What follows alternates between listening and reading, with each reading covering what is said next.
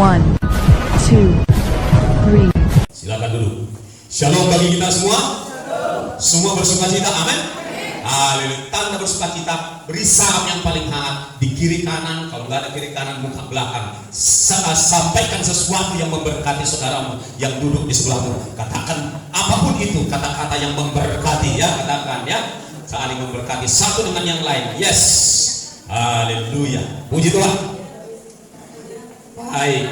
Haleluya. Saya melihat wajah-wajah yang penuh sukacita dari depan ini. Puji Tuhan. Haleluya, haleluya.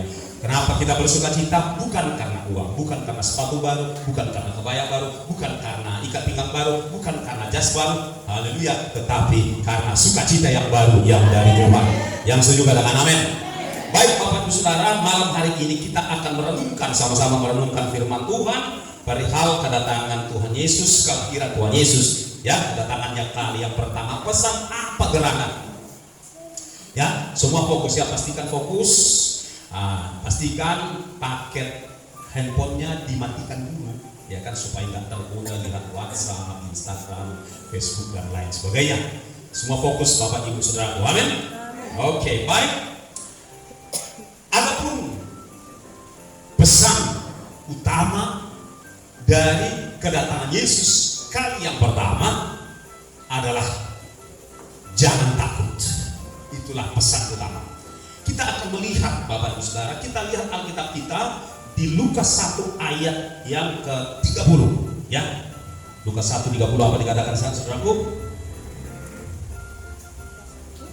Lukas 1 ayat yang ke-30. Ya. Bila sudah ketemu, ya, kita akan memperkatakannya sehingga setiap kita diberkati oleh perkataan Tuhan ini. Ya, saudara bersuka cita, saudara bergembira. Ya, kita baca dari ayat yang ke-30. 1, 2, 3. Kata malaikat itu kepadanya, jangan takut hai Maria, sebab engkau beroleh kasih karunia di hadapan Allah. Jadi ada alasan Maria untuk takut, ya, karena malaikat datang kepadanya, beritahu dia bahwa dia akan hamil. Dia pun kaget. Wah, bagaimana ini bisa terjadi? Saya baru tahap bertunangan dan kami menjaga kekudusan. Bagaimana mungkin ini bisa terjadi? Wah, ini saya akan hamil segera. Dan kalau saya hamil, tentulah cara jalan saya, gerak-gerik tubuh saya akan dapat diperhatikan tetangga bahwa saya sudah mulai hamil. Kalau saya hamil, tentulah akan muntah-muntah dan seterusnya. Pasti tetangga curiga. Sementara kami belum bikin undangan dengan Bang Yusuf. Kan gitu saudara-saudara. Wah, ini benar-benar menakutkan. Berjalan pikiran Maria. Karena kalau sampai saya hamil, ketahuan sama tetangga dan masyarakat sekitar, saya akan habis dilempari batu.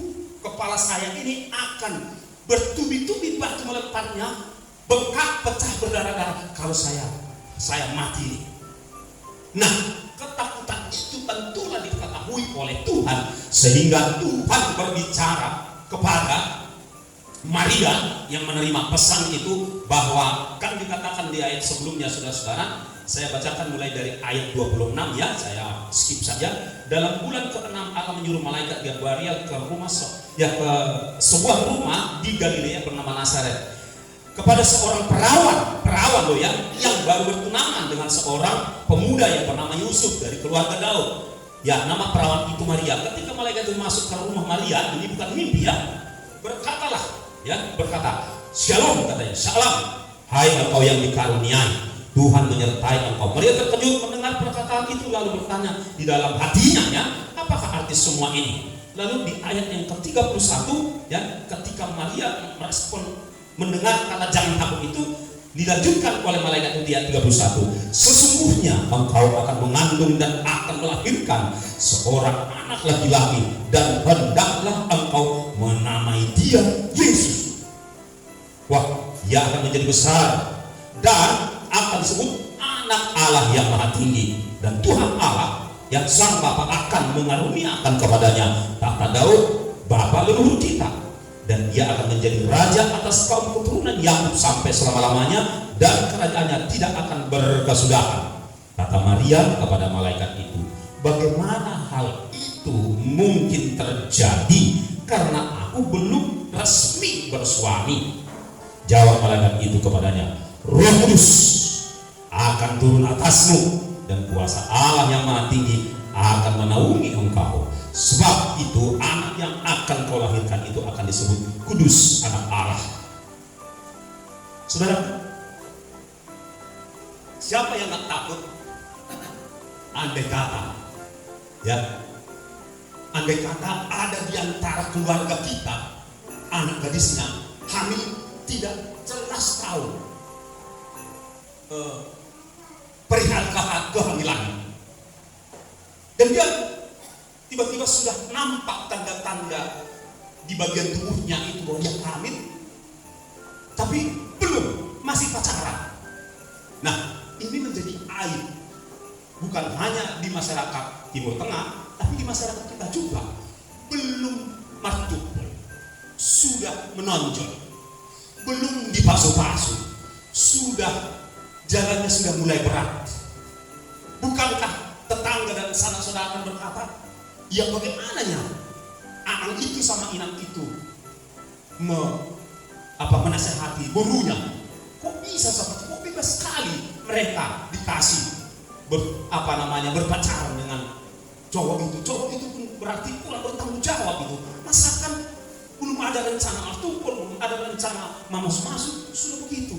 Nah, malu, sehingga banyak akhirnya kalau di masyarakat kita, saudaraku, banyak akhirnya dipercepatlah artupolan, dipercepatlah perkawinan, agak diperketatlah staging waktu pas masuk supaya nampak, untuk menghindari aib, kan gitu kira-kira. Karena hamil sebelum waktunya, ya, di luar nikah itu sungguh memalukan. Itu juga adalah beban yang ada di hati dan pikiran seorang Maria, sehingga andai kata malaikat tidak cepat-cepat memberitahu sebab-musabab kehamilannya, maka dia akan stres berat. Dia akan stres berat kalau andai kata sebab-musabab kehamilannya itu diberitahunya entah seminggu lagi. Seminggu stres nggak bisa timbul, kurus bapak ibu saudara. Dia belum hamil, tapi dia udah stres gara-gara berita itu. Wah, bagaimana ini? Saya hamil. Waduh, wah gak kuat, dan bisa depresi. Nah, bapak ibu saudara, bagaimana dengan kita? Siapkah kita menerima firman Tuhan? Begitu ya. Siapkah kita menerima firman Tuhan yang gak masuk akal? Karena sebelumnya belum ada sejarahnya, mulai dari Adam sampai kepada Abraham, sampai kepada zaman mereka, belum ada perempuan yang hamil karena Roh Kudus. Kalau kepenuhan roh banyak, ya, diliputi roh banyak, tapi hamil oleh Roh Kudus belum ada. Itu yang pertama, dan tentunya yang terakhir. Makanya Bapak Ibu Saudara, tidak masuk akal ketika ada firman Bapak Ibu Saudara dengarkan enggak masuk akal, ya, apakah saudara mau percaya? Begitu. Apakah saudara mau taat? Kan itu pertanyaannya buat kita, saudara. Ketika Tuhan menyuruh saudara melakukan sesuatu yang tidak masuk akal, saudara, meski itu yang menyuruhnya Tuhan, tapi karena tidak masuk akal, banyak orang tidak siap melakukannya, sehingga mereka mencari jalan sendiri, menempuh jalan sendiri, Bapak Ibu. Tetapi malam hari ini kita mendengar kabar baiknya bahwa Tuhan yang menyuruh Maria mempersiapkan seluruh organ tubuhnya menjadi wadah atau media untuk kedatangan Tuhan. Haleluya, Bapak Ibu Saudara, dia taat, dan Tuhan yang menyuruh itu pun setia. Dia tidak mempermalukan Maria, Maria hamil pada waktunya, mengandung seorang putra, Bapak Ibu Saudara. Benar, Tuhan menggenapinya dan Tuhan menyertai Maria dalam memberi hidupnya menjadi media, menjadi wadah, menjadi sarana kehadiran Tuhan di dalam hidupnya. Haleluya.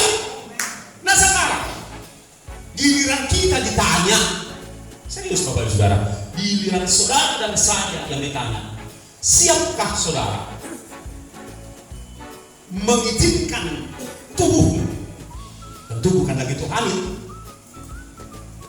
mengizinkan tubuhmu dipakai untuk menghadirkan Tuhan di tengah-tengah kegelapan di luar sana? Siapkah saudara menyediakan hidupmu menjadi sarana, menjadi media untuk menghadirkan Tuhan yang sudah ada di dalam hidup kita, di tengah-tengah keluarga kita? Siapkah saudara menghadirkan Tuhan di tengah-tengah masyarakat yang susah? Siapkah saudara menghadirkan Tuhan di tengah-tengah masyarakat yang menentang Injil? Haleluya. Ternyata ikut Tuhan itu ada tantangannya. Amin. Ternyata merayakan Natal bukan hanya sekedar marolopo lotonti ayam dito, enggak sekedar nyanyi-nyanyi rupanya perayaan Natal. Enggak sekedar apa? Deta aleman tumeleri dita semangat. Enggak sekedar nyalakan lilin rupanya Natal. Enggak sekedar apa lagi? Enggak sekedar main petasan rupanya perayaan Natal. Rupanya perayaan Natal itu adalah sebuah tantangan bagi yang mengerti kebenaran yang utuh dan yang sesungguhnya, bahwa perayaan Natal adalah sebuah tantangan. Semua diam, semua keberatan ditantang. Serius, siap ditantang.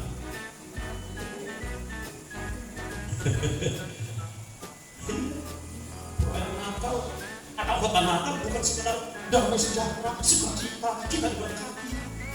Iya juga sih, tetapi nggak hanya di situ. Itu waktu anak-anak cocok, ya kan? Dimulai di tobat di Batama, lagi dohotano on sambil diri mamaku, karena aku tengok mamaku bangga kali lihat aku berbaju baru untuk anak-anak. Tetapi kita semua tidak lagi anak-anak. Semua dia masih anak-anak. Wah, luar biasa juga. Beratnya tantangan menggembalakan. Kalau menggembalakan anak-anak sudah belum 50, anak 70. Puasa sih kamu.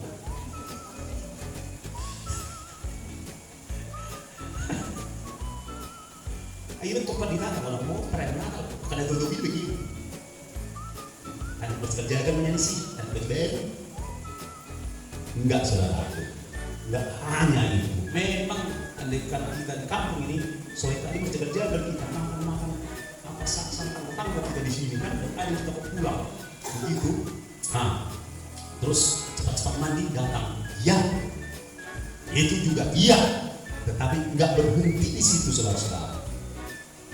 Karena kita enggak mau tahun depan gitu lagi, tahun depan gitu lagi, sampai 80 tahun.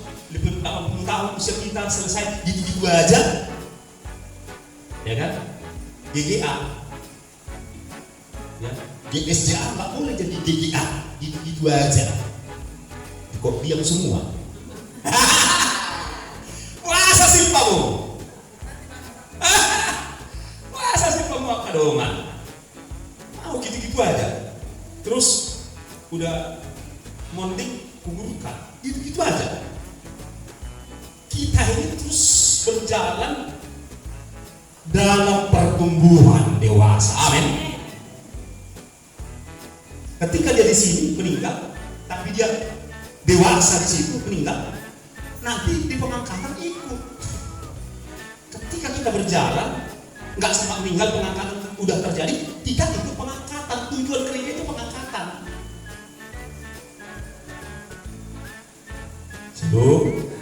Itu tujuan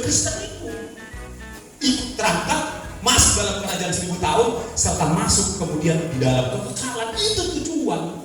Bukan sekedar merayakan Natal, ya kan, merayakan kelahiran Yesus 2000 tahun yang lalu. Enggak juga, dia udah lahir 2027 tahun yang lalu. Sekarang kan 2022 nih. Kalender ini terlambat perhitungan kelahiran Yesus. Apakah ini kalender Masehi namanya, apakah ini kalender Gregorian namanya, terlambat. Dia seharusnya harus diumumkan 5 tahun. Jadi 2022 tambah 5, jadi 2027 tahun yang lalu Yesus lahir di Bethlehem. Sekarang bukan lagi bayi, sudah dewasa, sudah duduk di sebelah kanan Allah dan akan datang dari sana menghakimi orang yang hidup dan yang mati. Kan begitu, saudara? Itu yang benar. Kurang terlalap atau holana yang maring pas menatal kami bikin kedewasaan rohani. Ya, yang jadi tetap jadi, maksud saya di Filipina, ibu-ibu sana Filipina dia jadilah. Di Filipina sana, ya kan? Yang bergadus tetap mergadus, merdusta. Itu di Singapura itu. Enggak dipikirin dewasa, saudara. Itu yang merdukun tetap merdukun. Itu di Tiongkok itu. Haleluya. Enggak ada perubahan. Enggak ada pertumbuhan. Saudaraku, ini renungan bagi kita semua malam hari ini. Amin. Supaya kita tahu bahwa lewat perayaan Natal kita merenungkan bahwa kita harus dewasa. Amin. Bahwa kita harus siap menghadirkan Yesus di luar sana. Ya, jangan hanya di gedung ini. Kalau saya dapat menghimbau semua organisasi gereja, ya, cukuplah sekali perayaan Natal di dalam gedung. Selebihnya merayakan bersama dengan orang yang non percaya. Cukup hanya 24 malam merayakan. Yang itu sebelum-sebelumnya perayaan itu di luar sana berupa baksos, berupa apa kek? Lalap, ya kan? Dari tekel les, pinoman opat perayaan Natal di bangsa dan gereja. Tekel les, Natal tidak ada, Natal tidak kosong, Natal tidak aman, Natal inah, Natal umum. Gabe beban, bulan beban Natal ini. Akhirnya bukan lagi bulan sukacita. Ayo udah tekel les. Karena terlalu euforia untuk pesta-pesta. Haleluya. Kebenaran itu ibarat pilih pahit Bapak Ibu Saudara. Pahit do kebenaran itu. Alai molo ibu dipinggan gabimalum sadi. Kebenaran itu pahit. Tetapi kalau kita makan itu menyembuhkan rupa-rupa penyakit dalam hidup kita. Ya kan? Penyakit gula rohani, penyakit kolesterol rohani, penyakit rematik rohani, penyakit asam urat rohani. Itu akan sembuh kalau kita makan minum kebenaran yang murni. Haleluya. Itu Bapak Ibu Saudara. Maka kita belajar dari Maria. Rela dia mempersembahkan tubuhnya. Mungkin dia belum ada rencana menikah. Ya kan, mungkin setahun lagi dia berencana nikah. Artinya setahun ini, ini pernah menggang, remaja di iba, naposo di iba, nomor belajar di iba, mula terlambat dan pola bohai, nomor belajar di iba, usaha dia pemisapat tok solok di bawah, terlalu modum, tak pola pinature, neang do belak kalaka. Apa itu tepui dok kon hamil. Shalom. Rela kamu hamil oleh perintah Tuhan, bukan hamil jasmani maksud saya. Hamil kan berbicara tentang beban. Shalom. Hamil kan berbicara tentang tanggung jawab. Beban tanggung jawab menghadirkan Yesus dalam kehidupan kita. Haleluya. Demikian juga kita lihat yang berikutnya saudaraku. Ya, saudara renungkan itu poin yang pertama itu. Kita lihat Matius 1 ayat 20. Ya, Matius 1 ayat 20. Kita belajar dari Yusuf. Matius 1 ayat yang ke-20. Apa dikatakan di sana? Saya bacakan buat kita Matius 1:20. Tetapi ketika ia mempertimbangkan, jadi apa yang pertimbangkan Yusuf? Saya baca dari atas dulu ya, supaya jelas. Mulai dari ayat 18 saya baca buat saudara, ikuti baik-baik ya, jangan beralih pikiran dulu saudaraku. Kelahiran Yesus Kristus adalah seperti berikut. Pada waktu Maria ibunya Yesus bertunangan dengan Yusuf, ternyata ia mengandung. Ketika bertunangan mengandung dari Roh Kudus sebelum mereka hidup sebagai suami istri. Ayat 19. Ketika Ketika Yusuf suaminya seorang yang tulus hati dan tidak mau mencemarkan nama istrinya di muka umum, dia bermaksud menceraikannya dengan diam-diam. Ayat 20.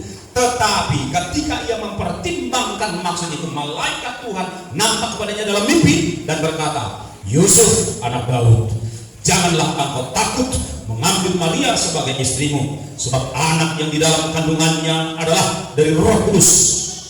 Lalu bagaimana reaksi Yusuf? Kita lihat ayat 1. Ya, ayat kita akan lihat ayat 8 langsung. Sesudah bangun dari tidurnya, Yusuf berbuat seperti yang diperintahkan malaikat Tuhan itu kepadanya. Ia mengambil Maria sebagai istrinya. Gabe resmi, ya saudaraku, gabe resmi di pasaut si Yusuf si Maria.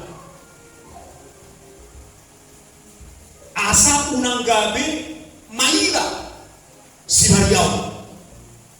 Di surat kabarek kita lihat di sini saudaraku, Yusuf ikut ambil bagian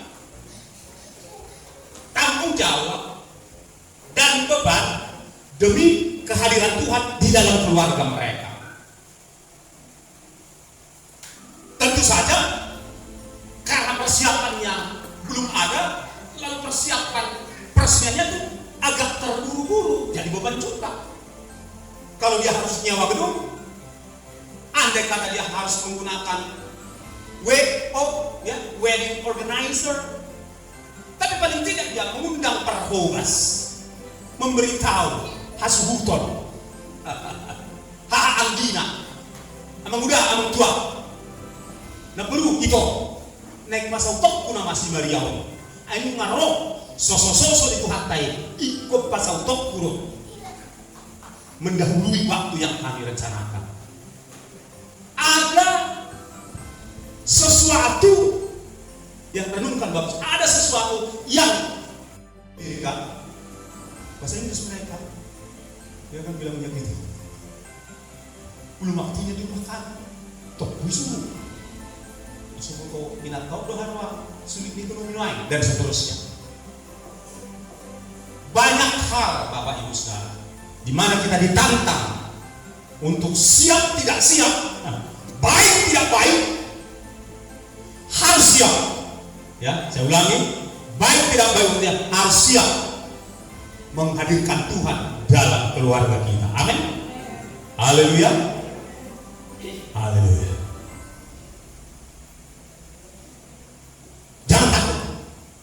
Kata Tuhan kepada saudara dan saya, jangan takut ambil bagian beban tanggung jawab, pikiran, tenaga, waktu, duit untuk menghadirkan Tuhan di tengah keluarga saudara. Amin. Mungkin akan diejek atau mulai dibully oleh orang-orang terdekat. Tantang paling kudusnya orang itu, tantang orang itu yang paling rajin beribadah, dan seterusnya. Saudara-saudara, ada tantangan dalam kehidupan kita sehari untuk menghadirkan Tuhan dalam kehidupan kita. Tetapi ketahuilah, ketika saudara dan saya rela, ikhlas menerima tanggung jawab, memikulnya, rela berkorban demi kehadiran Tuhan, ketahuilah Tuhan bertanggung jawab atas hidup saudara dan saya. Yang setuju katakan amin. Jangan takut. Jangan takut. Ada resiko untuk menghadirkan Tuhan dalam keluarga Yusuf, ada. Nanti kita lihat, saudara. Nah, kita lihat juga belajar, tadi kita sudah belajar dari Maria dan Yusuf, kita belajar dari Gembala Lukas 2 ayat 10. Ya, Lukas 2 ayat 10.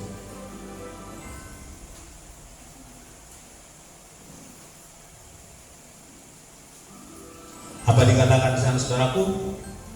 Dikatakan demikian. Oke, akan saya baca mulai dari ayat 8 tentunya. Di daerah itu ada gembala-gembala yang tinggal di padang menjaga kawanan ternak mereka pada waktu malam. Tiba-tiba berdirilah seorang malaikat Tuhan di dekat mereka, dan kemudian Tuhan bersinar meliputi mereka, dan mereka sangat ketakutan.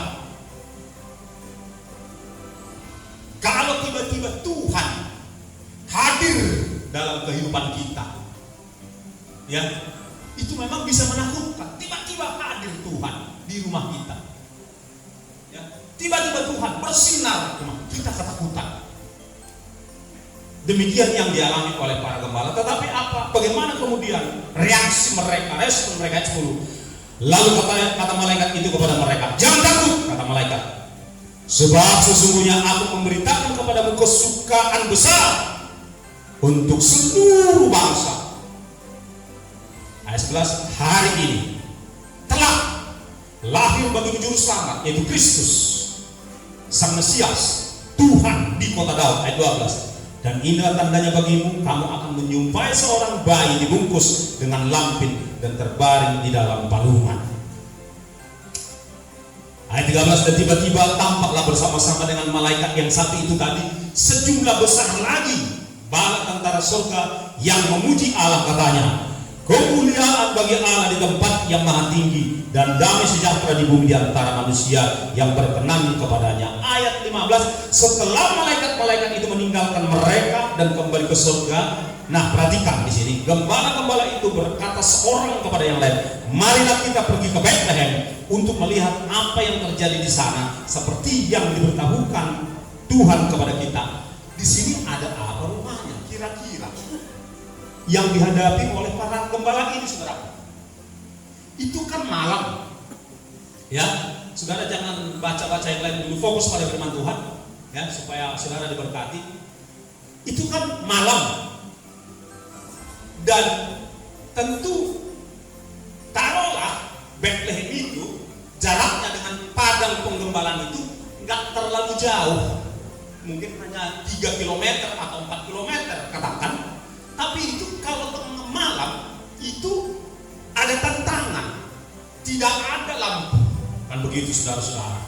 Yang kedua, tantangan kehilangan harta demi jumpa dengan Yesus. Tantangannya, karena kalau mereka meninggalkan, kan mereka berangkat semua nih, ditinggalkan, dombanya bakal terancam diterkam oleh serigala, harimau, dan binatang buas lainnya. Tetapi mereka nggak pakai mikir.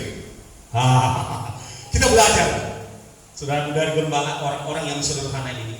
Mereka nggak pikir-pikir dulu, saudara-saudara, supaya ketemu Tuhan. Nggak pakai pikir. Nggak seperti kebanyakan orang Kristen zaman sekarang. Kalau mau ikut Tuhan, mikir-mikir dulu. Kalau mau ikut dimuridkan, mikir-mikir dulu. Kalau mau ikut terlibat dalam pelayanan, mikir-mikir dulu. Kan gitu, saudara. Kalau mau mendukung pekerjaan Tuhan, mikir-mikir dulu. Banyak orang Kristen seperti itu di luar sana.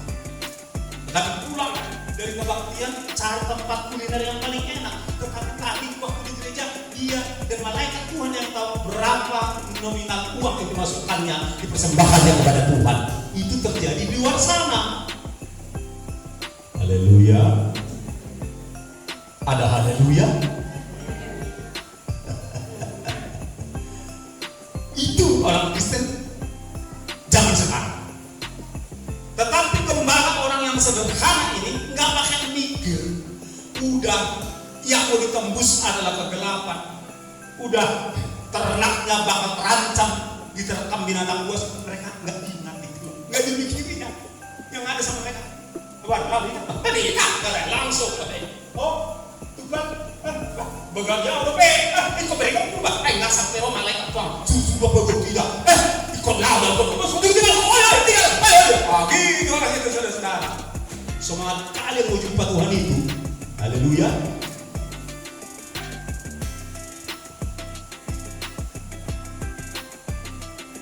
Setelah malaikat-malaikat itu meninggalkan mereka dan kembali ke surga, gembala-gembala itu berkata seorang kepada yang, marilah kita pergi ke Bethlehem untuk melihat apa yang terjadi di sana, seperti yang diberitahukan Tuhan kepada kita. Lalu mereka cepat-cepat berangkat, cepat-cepat. Gak pakai lihat jam itu, enggak, cepat-cepat berangkat dan menjumpai Maria dan Yusuf dan bayi itu yang sedang berbaring di dalam palungan. Emangnya langsung dapat? Enggak langsung dapat. Mana ada yang tahu di mana posisi kandang? Karena itu kan begini loh saudara. Bethlehem itu kan kota kecil tuh.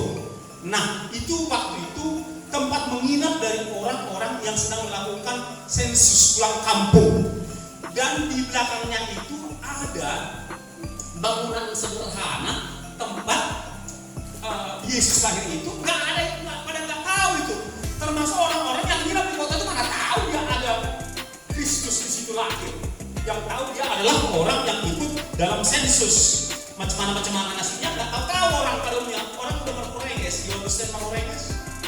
Si gembala-gembala itu nggak tahu di mana. Mereka pasti cari, tanya sana sini. Waktu nanya barangkali tidak ada lagi orang malam-malam untuk mereka tempat bertanya.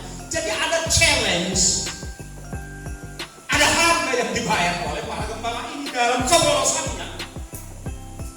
Ada harga yang harus dibayar. Berjuang mereka untuk ketemu Tuhan Yesus. Katakan berjuang. Kita enak-enak, ya kan? Disediain gedung, disediain musik, disediain kipas, disediain segala macam. Masih juga malas ketemu Tuhan. Maksudnya orang yang tidak hadir. Kalau yang hadir ini kan berjuang juga, sedikit banyak. Kan gitu saudara. Kita belajar dari gembala-gembala ini. Mau berjuang Bapak Ibu Saudara, ya. Lalu mereka ini walaupun dalam keadaannya hanya orang berbuat dan donasi ayah bodoh ini gembala saudara batahi loh, cuma batahi tongkat itu, tapi datang dengan segala kepolosannya. Tuhan perhitungkan ketika saudara datang sungguh-sungguh bertemu dengan Tuhan dengan segala kepolosanmu, tapi kau datang dengan sungguh-sungguh, itu Tuhan perhitungkan. Amin saudaraku. Haleluya. Ya. Lalu yang berikutnya kita mau melihat orang Majus. Ya. Saya ceritakan saja soal orang Majus ini. Orang Majus dengan Bapak berasal, kalau ini Israel, dia berasal dari agak timur. Siapa orang Majus? Di mana posisinya? Posisi kampung mereka jarak ke Bethlehem itu sekitar 1000 km. Diperhitungkan oleh para ahli sejarah saudaraku, perjalanan mereka untuk jumpa dengan Tuhan paling tidak 40 hari, 40 malam. 40 malam dingin luar biasa, 40 siangnya panas luar biasa, karena mereka harus melewati padang gurun. 40 hari, 1000 km. Jarak, kalau saya dalam pemberitaan berkhotbah di pelayanan Natal, jarak yang paling jauh pernah saya tempuh dari Medan ke Dumai. Memang naik bus, tapi pegel juga saudara. Pulangnya juga, ya sendiri saya. Pulangnya juga lumayan. Kemudian di Sosa, kami pernah suasana Natal di sana dengan istri. Saudara tahu, orang Sosa pun luar biasa juga. Kalau saudara, kalau tadi kan 40 hari, orang itu memang jarak yang mereka tempuh 40 km untuk datang ke gereja perayaan Natal. Jadi berhak lah menurut sudah sarapan berhak menurut depan Mamonus kebun sawit saat malah di Sosa sore. Jadi pemula buah lagi buang ini, dia tak di gereja sudah menginap di sini. Mereka sudah mencicipi bayar harga untuk jumpa dengan Tuhan Yesus. Kami dari tempat nginap pas sore ke gereja tempat melayani, nggak tahu kurang lebih 5 km. Tapi kami untuk naik mobil double car. Ini mobil mati mulai sudah.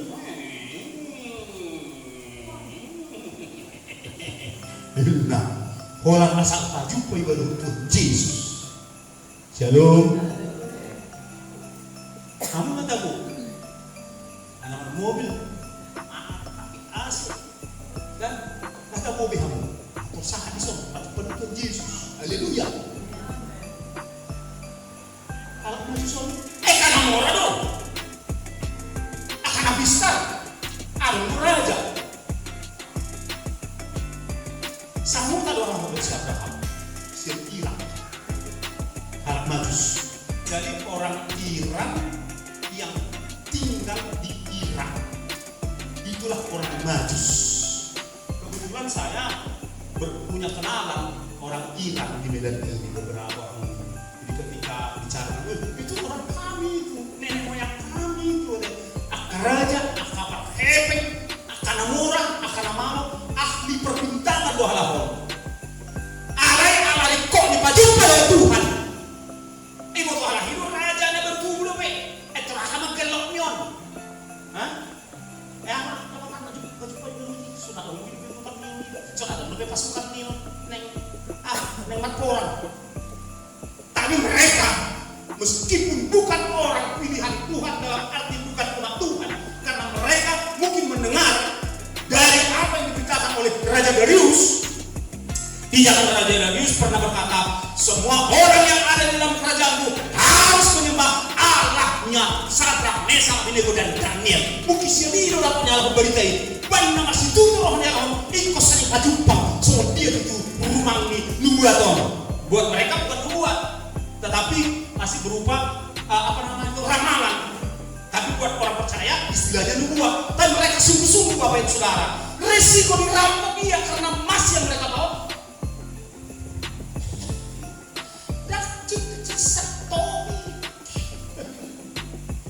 Dan saburo-buro karena ahli sejarah meneliti kedatangan mereka waktu itu berjumlah paling tidak 600 orang.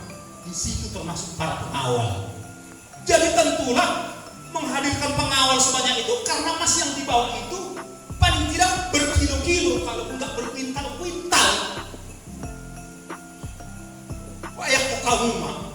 Esanadong hinahurangna, kali ko suruh pemihala hidup, tongabor ninggalina sotar tahun, mulu arian mohon na sotar tahun di padang gurun, iko merpukus dia pamatang satu pak, untah lagi. Kadang naik berat kami, tak pernah ada naik berat.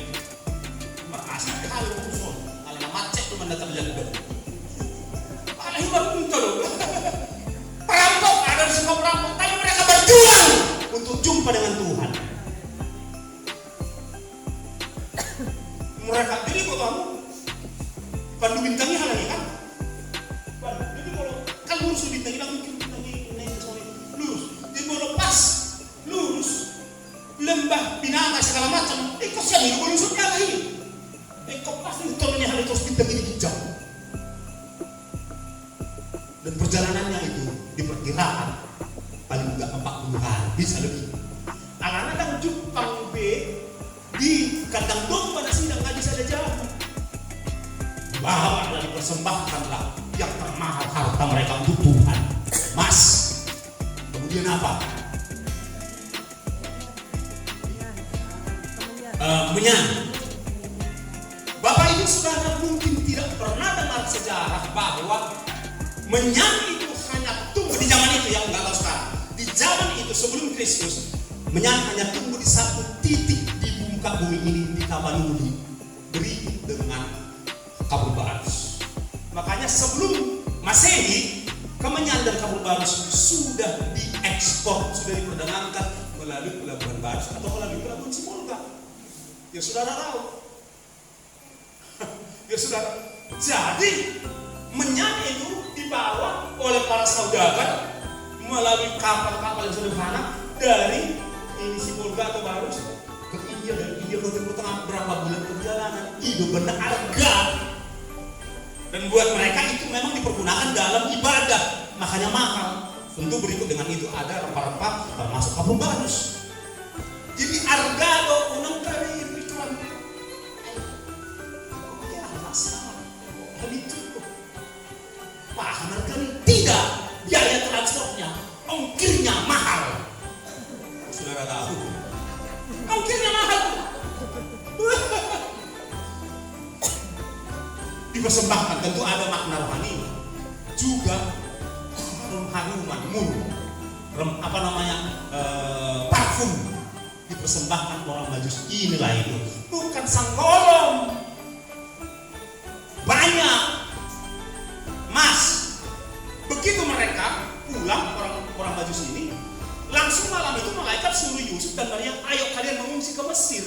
Setelah diterimanya itu emas, makanya mereka bisa ngekos di sana 3 tahun atau 5 tahun. Yesus ada di Mesir. Nyawa rumah, nyawa ladang kalau mereka sudah berladang. Dikasih Tuhan modal melalui orang Majus yang cinta Tuhan. Tepuk tangan bagi Tuhan. Haleluya. Mari kita belajar dari mereka. Amin. Jadi mampus tuh. Mampus tuh beritahu bagi halak Majus itu. Enggak. Tuhan pasti lipat gandakan kepada orang Majus itu. Saudaraku, malam hari ini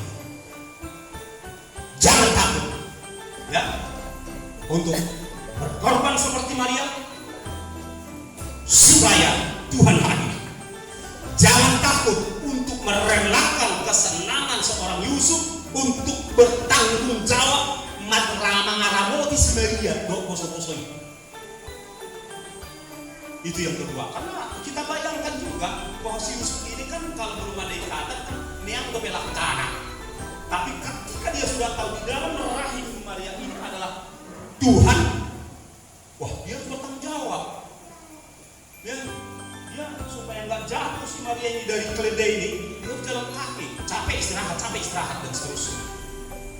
Mari kita belajar juga dari gembala-gembala, orang-orang yang sederhana, yang tidak berpendidikan tinggi, tapi dengan kesederhanaannya mereka mau cepat-cepat berjumpa dengan Tuhan Yesus, bayar harga, dan melalui mereka pulang dari Bethlehem itu. Orang-orang di Bethlehem itu saya imajinasikan, saya bayangkan, karena mereka kan menari-nari katanya, menari-nari.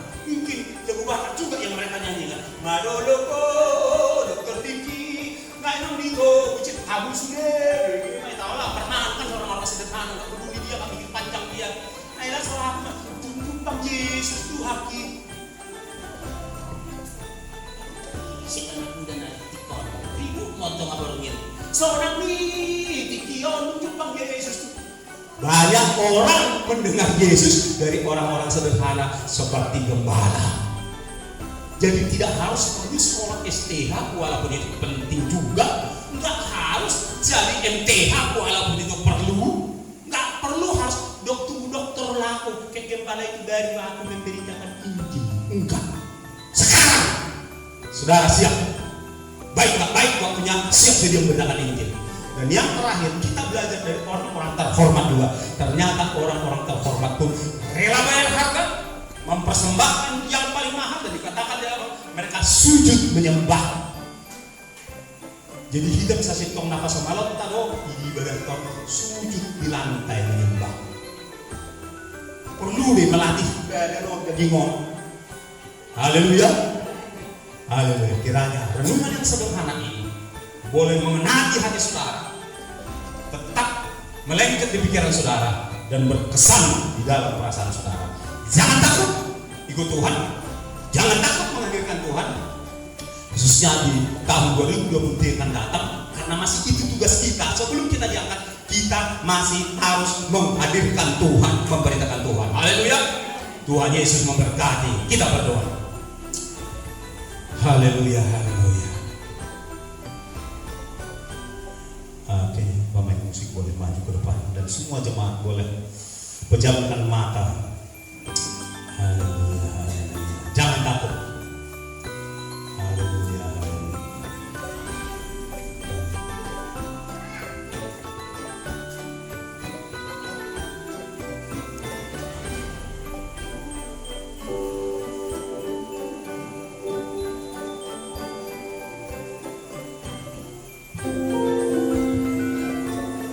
Saudara, gak usah takut.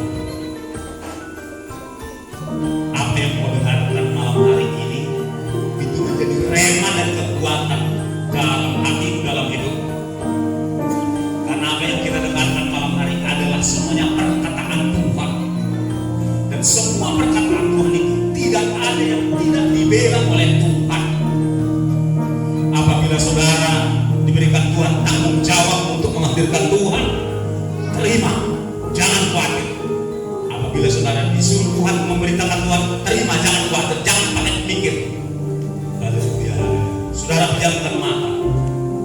Jangan takut. Tahun 2023, tugas utama kita adalah menjaga jiwa-jiwa. Mengumpulkan harta itu nomor 2. Tetap kumpulan harta kalau masih bisa. Tetapi yang pertama, menjaga jiwa-jiwa. Itu tugas saudara dan saya.